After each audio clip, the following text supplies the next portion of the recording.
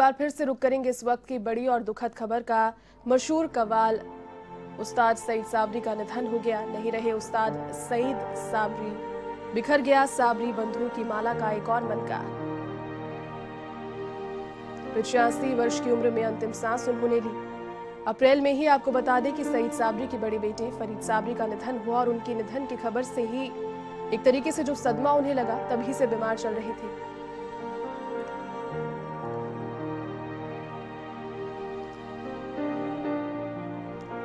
चलिए फिलहाल इसी खबर पर अधिक बातचीत के लिए कला समीक्षक सर्वेश भट्ट इस वक्त मेरे साथ फोन लाइन पर जुड़े हुए हैं। सर्वेश जी, एक बड़ी दुखद खबर एक बार फिर से कला जगत के लिए और संगीत प्रेमियों के लिए सामने आई।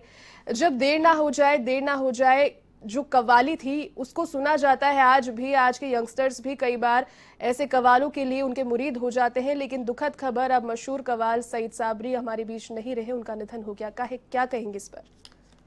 वाकई में बहुत बहुत बड़ा संगीत जगत का नुकसान है जी। और अभी बस थोड़ी देर पहले ही जैसे ही मेरे पास ये खबर आई, एकदम आंखों में से आंसू टपक पड़े मेरे। बहुत ही फक्कड़ तबीयत कलाकार थे, संगीत की दिल जान से सेवा करते थे जी। जिसने जो दिया ले लिया, नहीं दिया तो कभी किसी से कोई शिकवा नहीं किया। और बहुत ही फक्कड़ तबीयत के इंसान थे, शोहरत की चमक से एकदम दूर। सुनने वाला छोटा हो या बड़ा, उनके लिए सभी एक समान हैसियत रखते थे। बिल्कुल। हर सुनने वाले का दिल से सम्मान करना, उनकी शान में शेर नजर करना, इन तीनों बंधुओं की फितरत में था। अब बड़ा दुख हुआ कि अभी तो फरीद साबरी गए कुछ अप्रैल में जी। उस समय ये बीमार थे और आज इनका अचानक चले गए। अब अमीन रह गए, इस माला का तीसरा मन का अमीन साबरी पर अब सारी ये इस परंपरा को आगे ले जाने की जिम्मेदारी है। और ये बहुत बड़ा नुकसान है संगीत जगत के, बिल्कुल बहुत बड़ा नुकसान, बिल्कुल, खास करके कव्वाली विधा के लिए तो एक बड़ा आघात है ये। जी।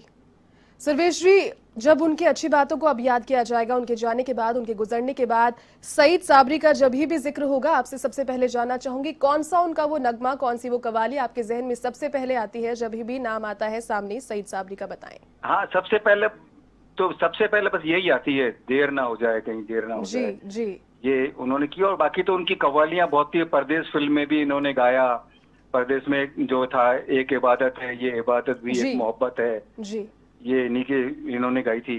नदीम श्रवण के संगीत में भी इन्होंने काफी गाने गाए, कव्वालियां गाई हैं। अलका याग्निक, उदित नारायण, हेमा सरदेसाई, इन सबके साथ में इनकी आवाजें मिली हैं। जी जी बिल्कुल सर्वेश जी, एक अपूर्णीय क्षति कला जगत के लिए और जिंदा रहने के लिए तेरी कसम, एक मुलाकात जरूरी है सनम, इस कव्वाली ने सफलता के अनेक रिकॉर्ड कायम किए। बिल्कुल जी, एक बड़ा लॉस कहीं ना कहीं कला जगत के लिए और संगीत बहुत बड़ा लॉस है, बहुत बड़ा लॉस है ये।